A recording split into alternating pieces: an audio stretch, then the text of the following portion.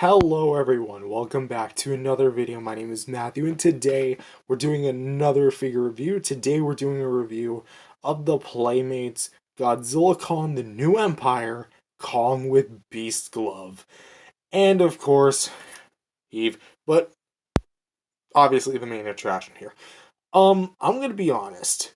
I was really excited to get this one just because, it's a new Kong figure and especially like back then you didn't get too much, but now we're like living in almost like a renaissance of Kong figures because not only do we have the NECA Kongs, but we also have the Mezco Kongs, we also have the Haya Kongs, the Monster Arts Kongs, the Bandai Kongs, and now the Playmates Kongs.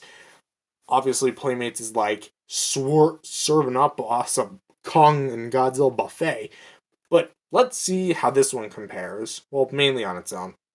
Now, let's go ahead and just say this right out of the gate. The sculpt and paint. The sculpt, it is technically a new sculpt. There are some similarities mold-wise to the other figure, however, it's just because both of them are based off the same model, used in both GVK and GXK. So if you see any similarities, it's not because of the sculpt, it's because of the design they used in the movie. So that being said, let's talk about the eyes. I got a little bit unfortunate with mine. As you can probably tell, mine are staring off into two different directions. And this would be okay if I wasn't going to be planning to use this in Tabias. And to be honest, I I might try either buy another one or fix this one myself. But that being said, I mean the eye placement, yeah, they're off to the side. But the eye paint itself, it's very simplistic, orange iris and actually orange eyeball with black pupil. And it's like that on both sides, although they should be a bit more smushed in, you would think. Of course, here we have like the kind of gray colored face in comparison to the much more dark brown body, and I like this one a lot more than the Battle Axe Kong, which we'll compare in a bit. Nostrils are not painted, but very well sculpted, and the mouth is probably the best improvement, I would say, because a problem with the previous ones is that the teeth were just big pieces of plastic that are plastered into the jaw. This time around, they're actually smaller and painted, a little bit more like the movie. I will say that this one's kind of lacking some silver. You know what I'm talking about, wink wink. And the mouth is fully painted as well, which I do like. I will say maybe like the lower gum line is a bit exposed. That almost looks like a lip, even though this is the lip. So maybe that's a bit of a quality control issue, but I mean, it doesn't take away from the figure. And it's honestly still really good. Moving on down to the chest, here we've got a bit more of the scarring that you see.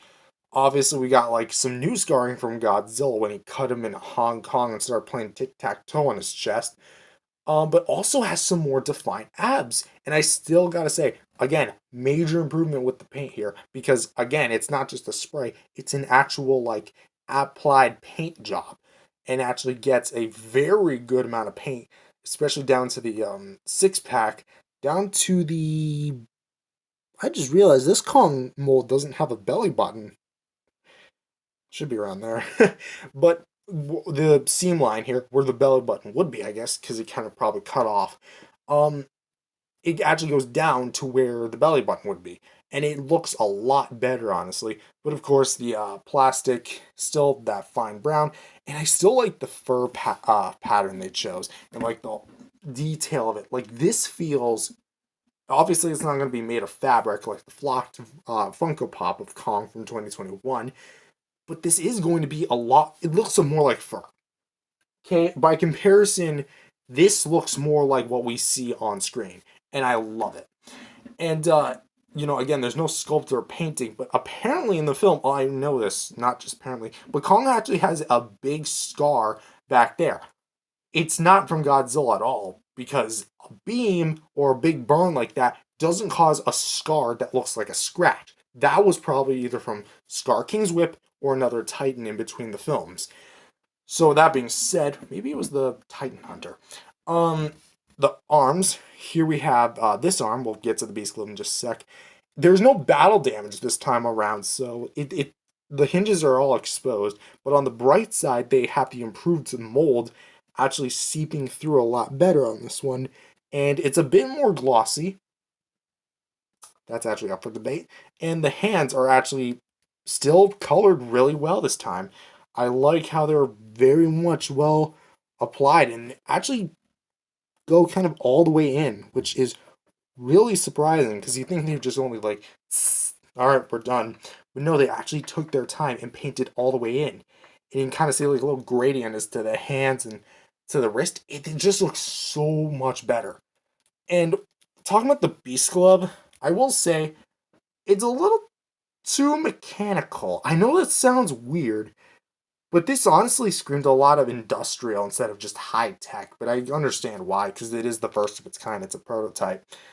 Um, so we have like this, obviously the bicep strap, and we have moving out the arm a little bit.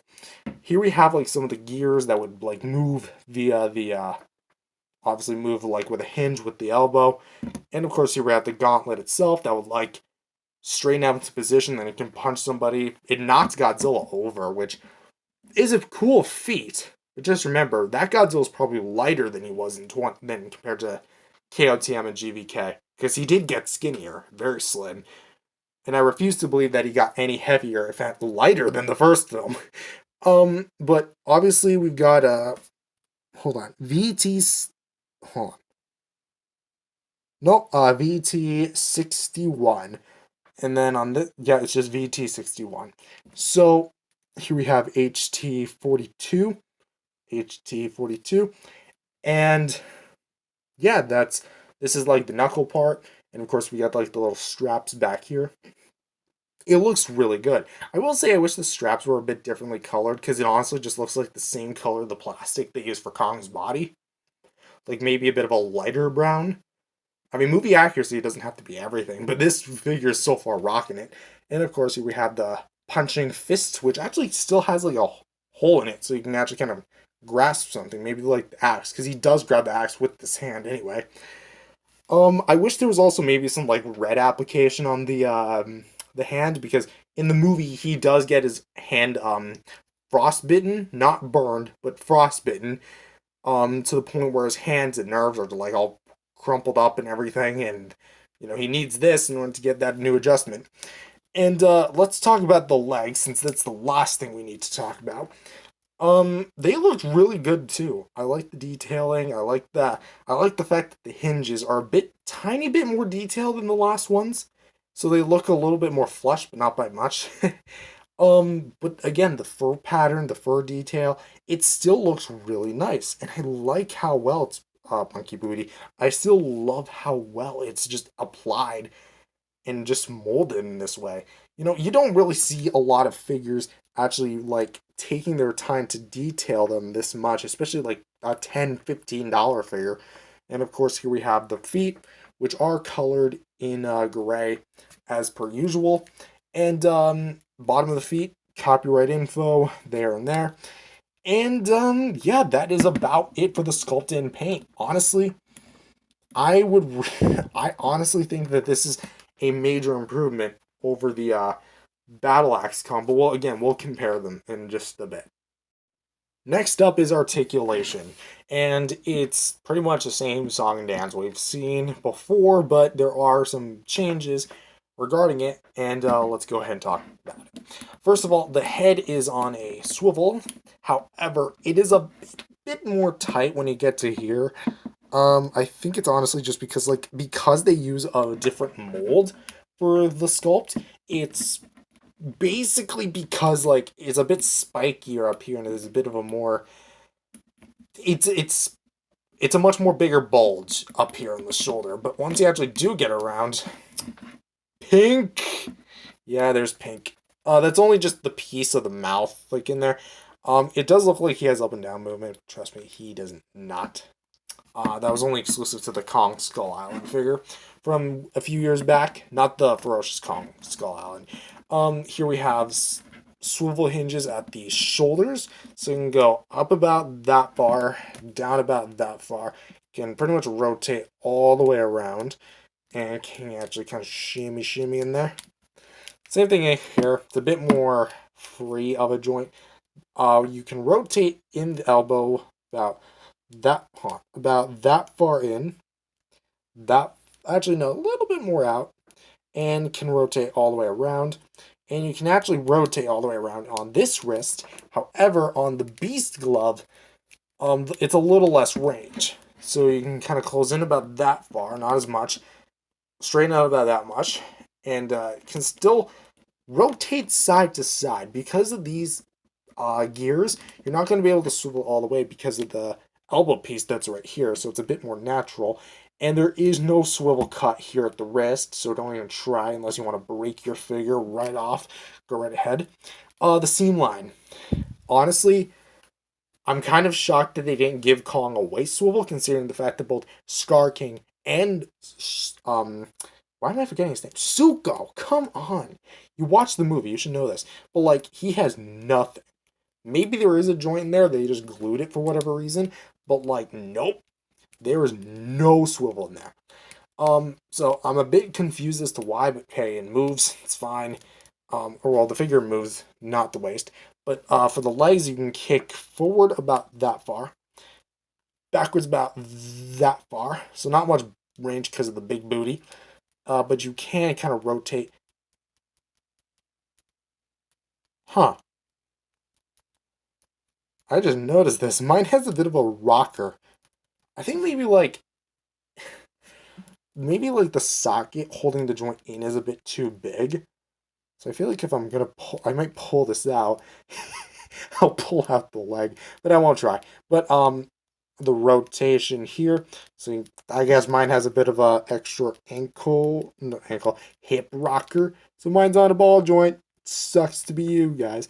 And features a hinge at the knee, so you can kind of straighten up about pushing it that far and pull in about that far. So there's no feet swivel again, but for posability, again, it's really cool. I dig it. There's not really much else I would have added to it because you can't really move a gauntlet in the same way that how you would with an action figure like this. So kudos to Playmates. So after much consideration, I decided to say screw it and do a comparison with all four of the MonsterVerse Kongs.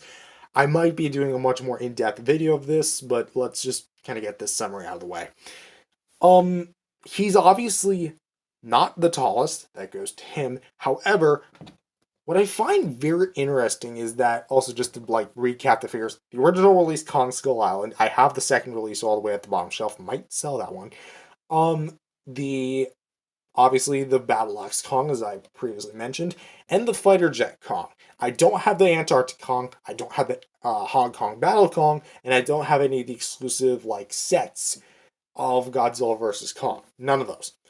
Because there's really no need to own like 1,000 of these figures. That being said, let's just talk about these two in specific. You can obviously tell what I mean when I say that the mold is a bit more sharper this time around. I mean, compare this. Is it focusing? Alright, good. Compare this to this. Look at how much more detail is on the newer one than the old one. And there's actually a visible six pack. Granted, it's still visible in this one, but it's so mellow. And also, it doesn't need dry brushing to get away with its finer details because, again, they're much more apparent on this one despite the hard plastic. And you can even see the teeth, again, what I said, whole pieces of plastic, actually somewhat accurate to the movie. I will say again, as far as eye application goes, this one has better ones than this one does, but that's really only a nitpick. Also, I need to address this, the weight difference between the two. This is a hefty figure. Like, this is actually, probably gives Mezco a run for their money as far as the heaviest Kong figure goes. And, as far as, like, everything else, he's literally just him, just with a slightly different paint job and closed mouth and a fighter jet. He is whatever he is. Like, basically, this is just the comparison. Now, next, let's talk about his accessory, the newly designed Heave, which, as you can tell, they got a massive upgrade with the Heaves.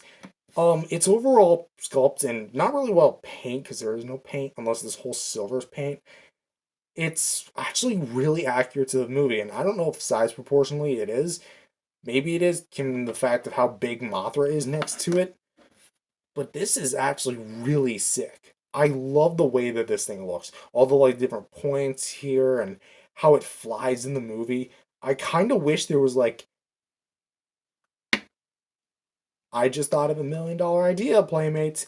Make bigger heaves like this, but you know those Hot Wheels that change color when you dip them in water? Or those Disney Pixar Cars ones from Mattel? Do the same thing, but with the heaves. Again, they change color in the movie. That's like $1 million idea. And I'd like a bit of royalty and mail every once in a while. But yeah, this is essentially what's on the it's not really much on the bottom. But as far as accessories goes, I think I still like the Kong with battle axe one a bit more because that actually came with a battle axe, which was akin more to the character than a heave is. But just for some more comparisons, here this heave is next to the previous two heaves that we got from Playmates and the radio tower from Godzilla, the radio tower Godzilla.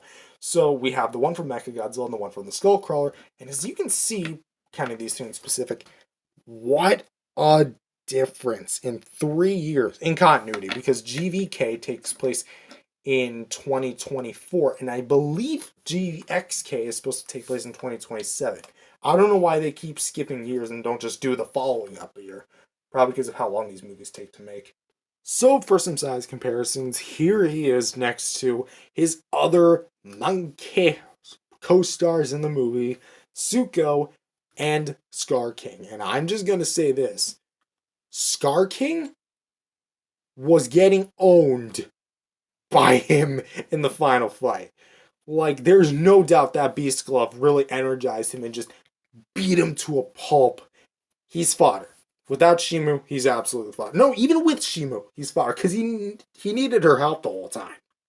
And for some more size comparisons, here he is next to his lizard co-stars in the film with Godzilla Evolved, Shimu with Frostbite, and the main character of the movie, Doug, which I'm pretty sure he's still mad about him stealing his meal. And for the last bit of size comparisons, here he is next to the NECA Godzilla 2014, still my all-time favorite figure in the entire collection. Moving the peeve over slightly a bit. The Playmates Godzilla 2004 Toho Classic Series 6-inch version. And because I brought him up earlier, the Mezco King Kong of Skull Island, based on the novel. And when I said this guy was heavy and gave Mezco a run for his money, I was wrong. This thing still weighs like a brick. Like, if I compare the weights of both of them, granted, he still has some weight, but the Mezco is just heavier on all accounts. Probably because it's also like the bulkier figure. Granted, in terms of size, they're about the same height. But remember, he's hunched over and he's got like way longer arms and is made of a much harder plastic and is a bit girthier as far as design goes. So Mezco's clearly the champion when it comes to the heaviest Kong in the collection. That is if I don't count the Funko Pop or the 11-inch figures, because I haven't actually weighed those yet. So, what do I overall think of this figure? My final thoughts is really, this thing is worth it. I will say that there's a bit of issues, especially with my QC issues about, like, the eye placement and how there's an obviously cut waistline, but there's no articulation there, despite the fact that you gave the two other primates in the line, Zuko, which is a significantly smaller figure, and Scar King, a significantly thinner figure, both waist joints. Granted, one's a swivel, one's a ball joint, but Kong could have really used that because he does hunch his back, like, say, when he's, like, getting his axe ready to, like, do some incredible poses, and that's the kind of action you want. But that being said, this Kong is still rather rock solid. And to my knowledge, this is the only 6-inch Kong Beast Glove figure we have on the market right now. Because Monstarts has not made one yet. Hiya Toys most likely is making one, but not revealed it right now. And Bandai, actually no, Bandai has one, but who cares about the Bandai vinyls when you have this, a literal $10 figure that also has this. I might be dunking on Bandai a bit too much, but at least Playmates has a new mold for theirs. Looking at you, Bandai. But you know what? Bandai and Playmates, that's like a whole discussion for another day. But honestly, pick this up. That's what I like about these things. They're super cheap, they're super affordable, easy to make, easy to buy. Go to your Walmart, go to your Target, go to your Toys R Us if your country still has it, because I know it closed down in the US quite some time ago. But apparently, it's making a return. But you're also getting a pretty cool little heave. I will say that should have came with the Axe, especially because it says Axe on the back of the box. But you know, enough with what I have to say. Now it's your choice. You can buy it, you can skip it, or whatever. That being said, thank you guys for watching this video. If you guys liked it, definitely subscribe to the channel. Believe in Jesus, accept Him as Lord and Savior today. Spread the gospel, and I'll see you guys in the next video. Peace out, everyone. God bless.